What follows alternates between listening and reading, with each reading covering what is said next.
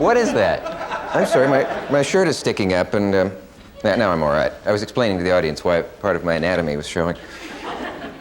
My first guest tonight is not indestructible, I suppose, but she was unsinkable once. How's that? As Molly Brown. And memorable movie, will you welcome, please, one of the first ladies of Hollywood and one of the most distinguished and sedate ladies of the theater, the unsinkable or unthinkable Debbie Reynolds. No, I don't mean that.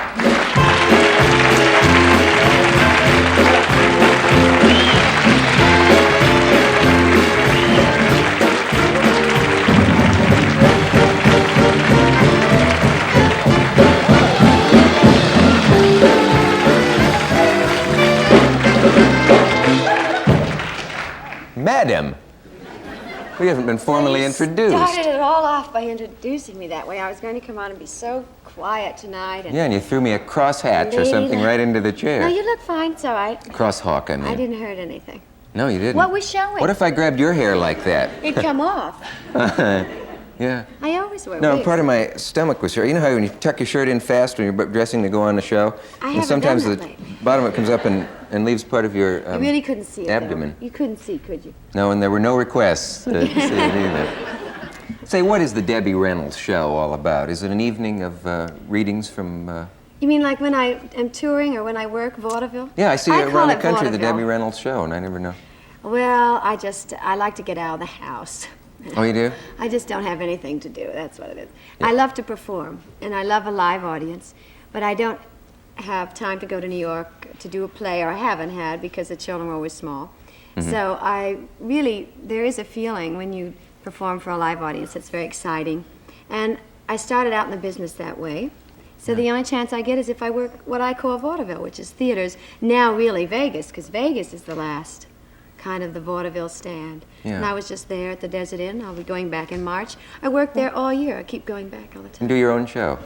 What if you get sick? Who goes on in the Debbie Reynolds show? You just don't get sick in show business. You know that. Yeah, I guess you're right. You just go on. Like if you get sick, don't you have to be here every night? No, somebody takes over for me.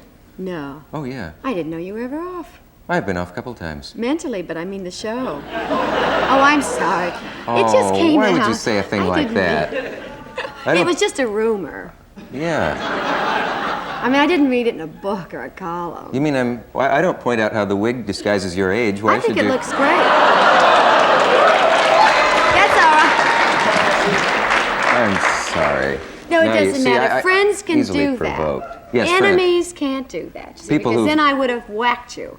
And if I had, you'd be over on that side. Yeah, you've got a terrific right hook. Did you notice that? Yeah, I've seen you. You know, I saw the show the other a a couple of weeks ago, and you were talking about wigs, like women shouldn't wear wigs or hair pieces and everything. But really, I think that that's the thing today. Everybody wears If I were a woman, I would have nothing but wigs, and it would be such a pleasure not to have to mess with all that. Go to the beauty parlor. I can't stand to do that. And not only that, my own hair is very long, and it's very fine. So to curl it every night, no, not this. Before I leave, I'll take it off and you can see. Would you really? I'll hold you to that. I couldn't care less. Me, I have none of that grand hour. No vanity. But no, I like a woman who imitates Walter Brennan can't be too. I think that's hilarious. Jackie, you do Walter Tammy. Brennan, you do Barry Fitzgerald. Barry Fitzgerald, I do. Well, I like to impersonate a lot of people. Well, only the greats. You love Fred Allen, don't you? Yeah. Because your voice is just like I like his. Walter Brennan too. I did a Western with Walter Brennan. I never thought I'd be able to say that. Hey, Well, I'll give you a line from Walter Brennan and you do it. No, I can't do Walter. I just do Barry Fitzgerald. Oh, it's Fitzgerald that I'm thinking of. I want to hear me do Walter Brennan? Yeah, you do Walter. You don't seem to have everyone on your side wanting to hear that. No, I'm not asking for applause. I remember when it was so dry around here, you had to prime a man before he could spit. Remember that? Oh, that isn't bad. That's an actual Walter Brennan line. I love that. I mean, I never thought tonight would have given me that kind of a moment. Really, when I went out of my house tonight, I just wasn't that kicked up. But after that... This has lifted you and given you the lift you're looking for. This has really done it. Now, from here on, it can go up. Oh, yeah. But it'll have to, won't it? No, he's very good. Do you do anybody else? Well, you have a good group tonight. I mean, the audience is really fun tonight. Sometimes I think the audience is watching, just sit and stare a lot. Oh, they do, they do. I don't mean just your show. Not tonight. Look at them. Hey, Yeah, Debbie. I think they're great tonight. What is it? Stop playing up to these people. Dancing? You have a thing about clothes. I remember once on Jack Parr, you tore his shirt off. You came on my show and ripped your own clothes off. You went for my You did that. You shirt. did that. No, you're very handsy. No, I didn't do that. Handsy? Handsy, that means busy. What a nauseating expression. No, that was just fun. I don't like to come on a show and just be really, quiet and... You like to give a little something boring. of yourself. Yeah. Please. Anything. I think it's fun if you have a good time in life. I really do enjoy my life. And I think you do. I else you put up respect you. Otherwise, I wouldn't do a lot of shows. I don't go out a lot. I don't do a lot of shows. But I think you're a very fine talent. Who are some of the people you don't respect? Respect? Well, let me see. In our business, very, very few, because I find that show people are wonderful people. You kind of like showbiz. I know you went to the, I'd love to have gone to that thing, the MGM auction about a year ago when they sold all that, all those old props from the movies and stuff. Who got Judy Garland's shoes? We have them. Well, he bought another pair. You did? Yes, we really found the real pair. But the gentleman at the auction bought them for, what was it, $15,000, I think it was. Yes, well, everybody does for sequin shoes. And my husband has them in all of his stores.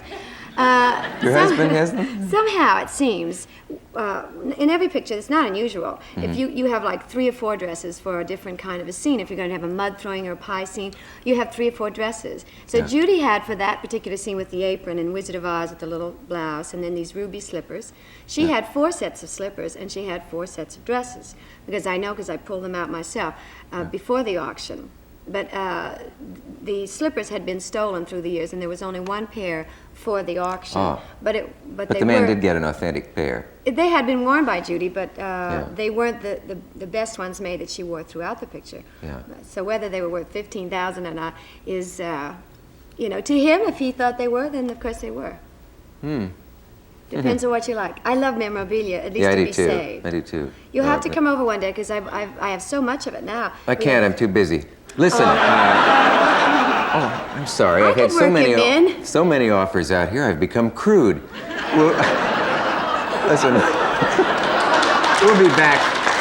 We'll be back after this brief message. I'm terribly sorry.